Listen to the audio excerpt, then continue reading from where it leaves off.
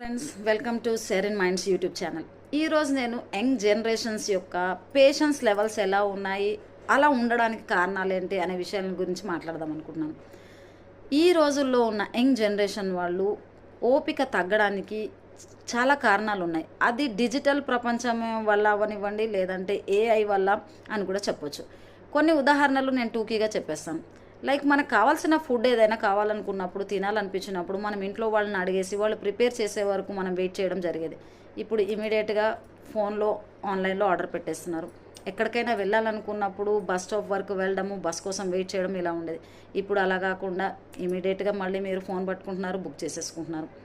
Even మీరు స్టడీకి సంబంధించి ఏదైనా మెటీరియల్ కావాలంటే లైబ్రరీస్ వరకు వెళ్ళేసి ఆ మెటీరియల్ కోసము వెతికేవాళ్ళు, దానికోసము చూసేవాళ్ళు. ఇప్పుడు అలా లేకుండా సర్చ్ ఇంజన్స్, అగైన్ మొబైల్ తీయడము, సర్చ్ ఇంజన్స్లో గూగుల్లో మీకు కావాల్సిన ఇన్ఫర్మేషన్ని చాట్‌జీపీటీల ద్వారా చూసుకోవడము జరుగుతుంది.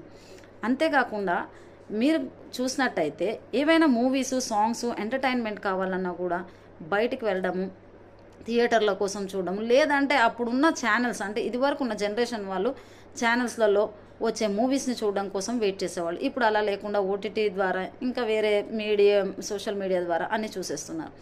ఈ రకమైన ఇమ్మీడియట్ రిజల్ట్స్ వల్ల ఇప్పుడున్న యంగ్ జనరేషన్స్కి ఓపిక్గా చూడాల్సిన, అంటే వెయిట్ చేయాల్సిన పరిస్థితులు అసలు లేవు. ఇదే ధోరణి వల్ల మన లైఫ్లో కూడా ఏదైనా సమస్య వచ్చినప్పుడు ఇమ్మీడియట్గా దాని సొల్యూషన్ ఉంటే బాగుండు అనే స్థాయికి వచ్చేసారు. ఇలా జరగడం అనేది అన్ని సందర్భంలో సాధ్యం కాకపోవచ్చు. అంటే ఏదైనా సమస్య వచ్చినప్పుడు దానికి పరిష్కారము మనకు ఇమీడియట్గా దొరకపోవచ్చు. దానికోసం మనం ఖచ్చితంగా వెయిట్ చేయాల్సి ఉంటుంది. అంతేకాకుండా పేషెన్స్ లెవెల్స్ తగ్గడం వల్ల ఎదుటి వాళ్ళు చెప్పే విషయాన్ని ఓపిక్గా వినడము, దాన్ని అర్థం చేసుకోవడము అనేది కూడా చాలా తగ్గిపోయిందనే చెప్పవచ్చు. ఇప్పుడున్న యంగ్ జనరేషన్స్లలో కపుల్స్లలో వచ్చే చాలా సమస్యలకు కారణము ఓపిక ఉండకపోవడం అని కూడా చెప్పొచ్చు. అంతేకాకుండా ఏదైనా కెరియర్ విషయంలో కూడా మనం గమనించినట్టయితే వాళ్ళకు కావాల్సిన కెరియర్కి సంబంధించి ఏవైనా రిజల్ట్స్ రాలేదు, అంటే ఒక జాబ్కి వెళ్ళినప్పుడు అది రాలేదనుకోండి, ఇమీడియట్గా డిసప్పాయింట్ అవ్వడము, ఇంకో ప్రయత్నం చేయకపోవడము, లేదంటే పరీక్షల్లో ఫెయిల్ అవ్వడం వల్ల రెసిలియన్స్ అనేది కోల్పోతున్నారు.